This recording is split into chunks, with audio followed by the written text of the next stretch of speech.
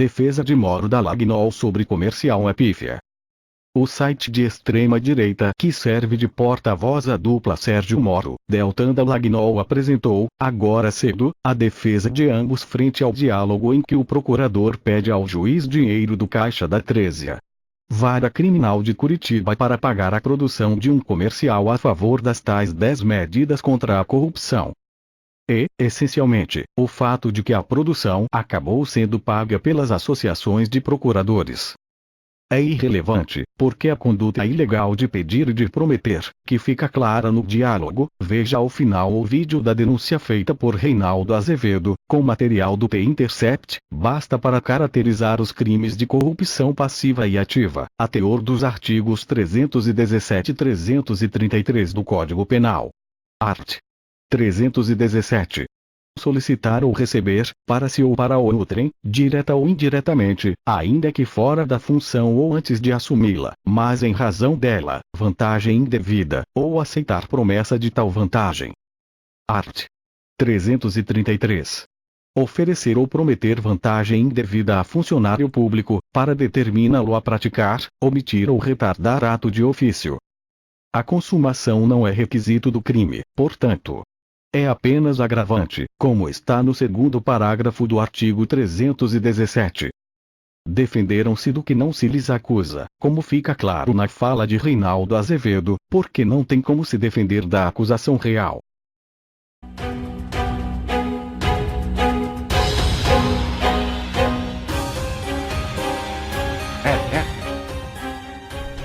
Tá suspense meio fraco esse, né? Olha aqui. Presta atenção. Eu vou te falar de uma ilegalidade. De algo que jamais poderia ter acontecido. No dia 16 de janeiro de 2016, Deltan envia uma mensagem a Sérgio Moro com um pedido realmente inusitado. Deltan para Sérgio Moro. Você acha que seria possível a destinação de valores da vara, daqueles mais antigos, se estiverem disponíveis, para um vídeo contra a corrupção, pelas 10 medidas que será veiculado na Globo? A produtora está cobrando apenas custos de terceiros, o que daria uns 38 mil. Se achar ruim em algum aspecto, há alternativas que estamos avaliando, como crowdfunding e cotização entre as pessoas envolvidas na campanha. Ainda Deltan. Segue o roteiro, eu vou mostrar o roteiro para você e o roteiro está no meu blog também. Segue o roteiro e o orçamento, como queria. Desculpe, segue o roteiro e o orçamento caso queira olhar. O roteiro sofrerá alguma alteração ainda. Avalie de modo absolutamente livre e se achar que pode, de qualquer modo, arranhar a imagem da Lava Jato, de alguma forma, nem nós queremos. E aí ele envia os 2 PDFs. Um PDF com a proposta da produtora, que está lá no meu blog, a imagem está lá, daqui a pouco vai entrar, e também o PDF com o roteiro. E Moro responde no dia seguinte, 17 de janeiro de 2016. Se for uns 38 mil, acho, ele escreveu achei, mas ele errou, né? Acho que é possível. Deixe ver na terça e te respondo. Olhem aqui. Ilegal, imoral, indecente. Não importa, porque não tem essa verificação, porque não tem no áudio, não tem na troca de mensagens, se o dinheiro foi dado ou não. Ele aceitou dar. Corrupção passiva, artigo 317 do Código Penal. Corrupção ativa, artigo 333 do Código Penal. Basta a expectativa de vantagem para que a pessoa seja considerada criminosa, desde que esteja usando o bem público ou para comprar alguém ou para se vender, que tem a ver com bem público. A expectativa basta, neste caso, uso ilegal de recurso da 13ª Vara Federal de Curitiba. Há 2 dinheiros na 13ª Vara Federal de Curitiba. Um dinheiro é aquele que manda o Conselho Nacional da Justiça, subordinado ao Superior Tribunal de Justiça. O Conselho Nacional da Justiça manda dinheiro para os tribunais regionais, são 5, e os tribunais regionais distribuem para as varas. Esse é o dinheiro do dia a dia. Esse é o caixa para as despesas correntes. O outro dinheiro são depósitos judiciais ou de multas. Vejam que Dallagnol e Sérgio Moro falam daquele dinheiro, de um dinheiro que eles sabem. Em qualquer caso, o uso de recursos da 13ª Vara Federal de Curitiba, com o qual o juiz concordou para financiar publicidade, é escancaradamente ilegal. E se verifica mais uma vez a intimidade, a promiscuidade, as relações impróprias entre o então juiz e o coordenador da Lava Jato. Todos os juízes que estão me ouvindo agora, digam: é legal o uso desse recurso? É legal o uso desse recurso para pagar uma produtora privada para fazer uma campanha em favor das tais 10 medidas? 10 medidas que, de resto, 4 delas fascistoides, porque agrediam direitos fundamentais. Até o Sérgio Moro critica uma delas numa das conversas, que eu não estou divulgando agora, dizendo que se trata de entrapment, que se trata de uma armadilha.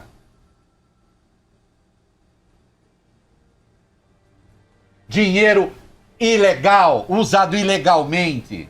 Procurador, coordenador da força-tarefa, pede dinheiro para juiz e juiz concorda em dar.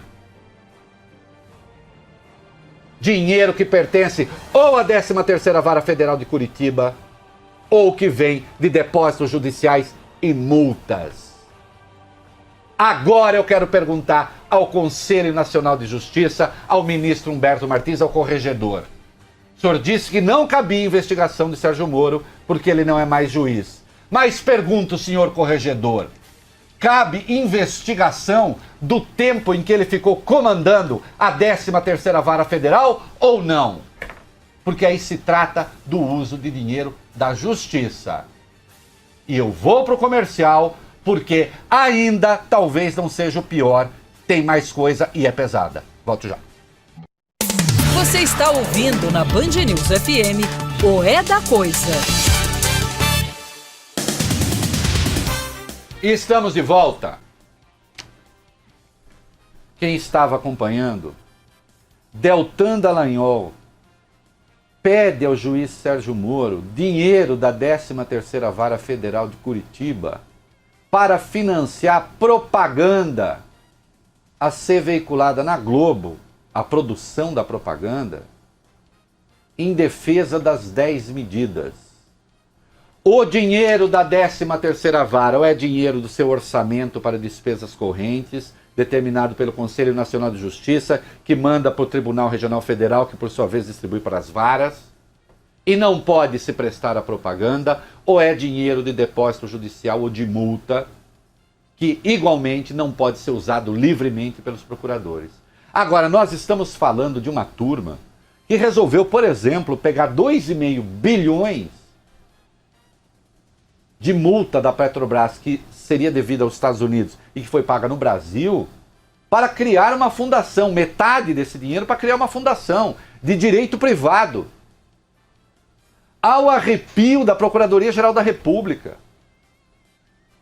A própria PGR recorreu contra esse troço. E o ministro Alexandre de Moraes deu uma liminar suspendendo a homologação deste absurdo, que foi homologado pela juíza Gabriela Hart, que substituiu Sérgio Moro interinamente na 13ª Vara Federal de Curitiba. alegando que faltava recursos para o combate à corrupção. Então agora, a Lava Jato decide quando e como usa dinheiro público a seu bel prazer e ao arrepio de tudo. Ah, mas combater a corrupção não é bom? Usar um dinheiro ilegalmente é bom? Um juiz se juntar com um procurador em favor do uso ilegal de recursos é bom? Venham cá, os 2.000 juízes federais quase, associados à AJUF, 200 deles fizeram uma manifestação em favor do Moro. Vão fazer uma manifestação em favor do Moro agora? Isso significa que vocês fazem a mesma coisa? Que também as suas respectivas varas têm de ser submetidas à auditoria para saber como vocês estão usando dinheiro?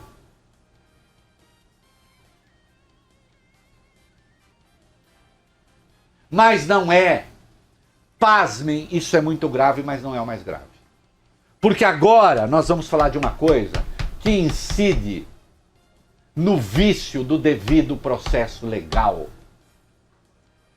que escancaradamente afronta o inciso 4 do artigo 254 do Código de Processo Penal, que trata da independência do juiz, que afronta a Constituição, que garante, oferece garantias ao juiz para que ele seja independente, que afronta a Declaração Universal dos Direitos do Homem, que fala do direito ao julgamento livre e independente, que afronta o Tratado de São José da Costa Rica, da Corte Interamericana de Direitos Humanos. Preste atenção.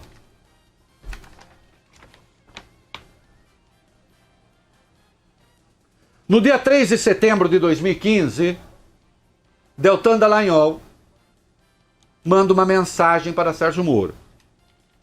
Caro, quando seria um bom dia e hora para a reunião com a PF, aí, sobre aquela questão das prioridades?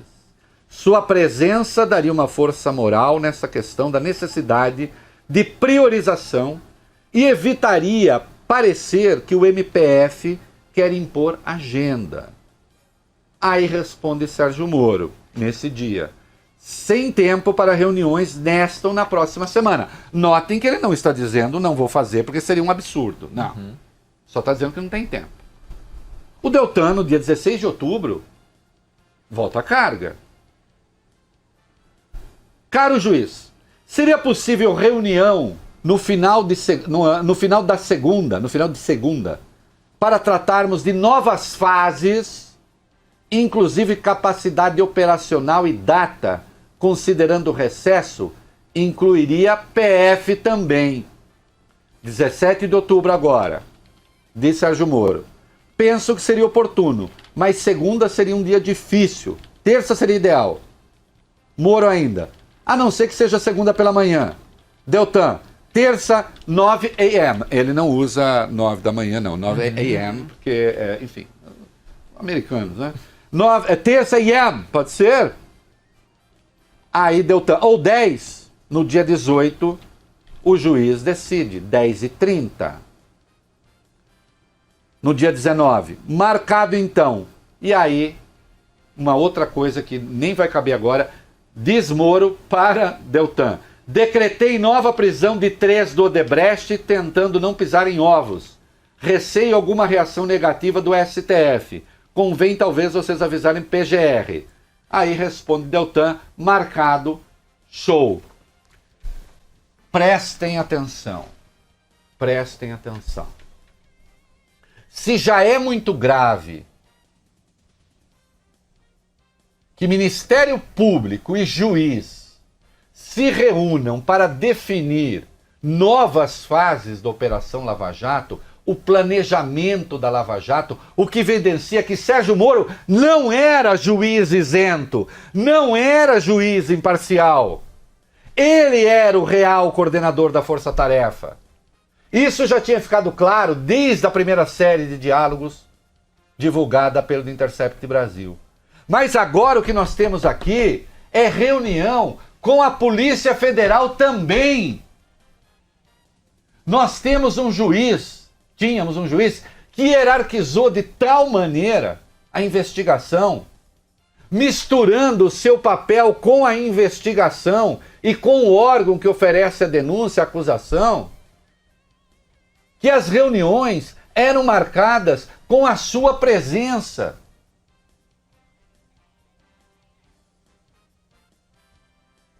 Eu não vou apelar a Morominion, eu não vou apelar a Bolsominion, eu não vou apelar a petista que está ouvindo, eu não vou apelar a esquerdista que está ouvindo, eu não vou apelar a liberais que estão ouvindo. Eu quero apelar aos 2.000 quase juízes federais do Brasil e aos quase 18.000 juízes que há no Brasil e lhes perguntar: isto é normal? Isto é legal? Respondam para si mesmos, respondam para seus filhos, respondam para seus alunos. Vocês, grande parte, muitos dão aula. Digam para seus alunos se isso é legal. Se é assim que se faz. Porque quem faz isso pode também liberar dinheiro para uma propaganda de forma ilegal. Oh, não. Eu conversei com juízes. Se uma operação está deflagrada e pode haver risco de confusão, vale bem, uma reunião de emergência é possível. Uma reunião de emergência é possível. Como aquela absurda decretação da condução coercitiva do Lula, se houvesse alguma reunião ali, porque houve risco de tumulto, isso é possível. Reunião para planejar fases da operação, para decidir o futuro da operação, aí não. Aí não. Aí é preciso rasgar o Código de Processo Penal. Aí é preciso rasgar a Constituição. Aí é preciso rasgar a Declaração Universal dos Direitos do Homem. Aí é preciso rasgar o Pacto de São José da Costa Rica, que garante o direito a um julgamento independente, com um juiz imparcial.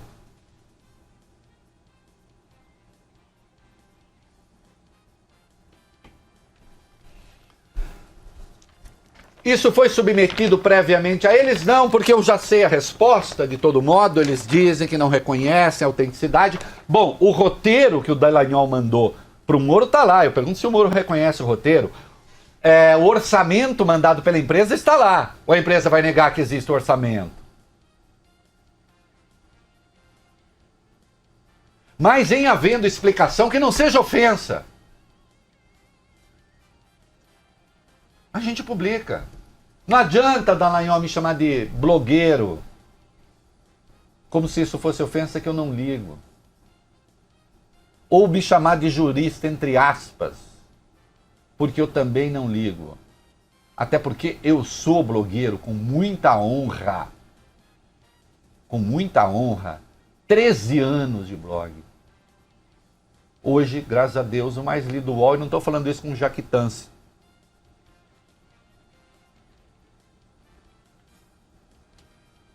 Com muita honra. E colunista também. Tudo com muita honra, com muita decência, com muita dignidade no meu trabalho.